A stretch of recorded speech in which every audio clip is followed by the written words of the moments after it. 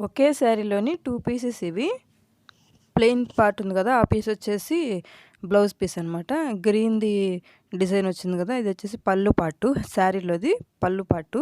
శారీని యూజ్ చేసి లెహంగా స్టిచ్ చేశాను. లెహంగా స్టిచ్ చేసిన తర్వాత ఈ 2 పీసెస్ అయితే మిగిలాయి. ఈ 2 పీసెస్‌తో ఇలాగ ఫ్రాక్ డిజైన్ చేశాను.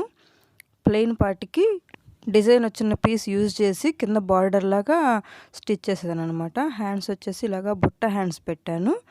ఆ పళ్ళు పార్ట్ మొత్తం యూజ్ చేసి బాడీ పార్ట్‌కి స్టిచ్ చేసేసాను.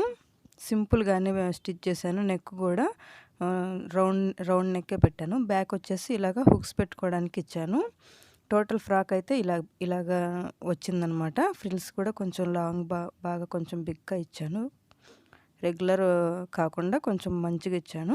కిడ్స్‌కి ఇలాంటి ఫ్రాక్స్ చాలా మంచిగా అనిపిస్తాయి వాళ్ళకి వేసినప్పుడు. Follow for more.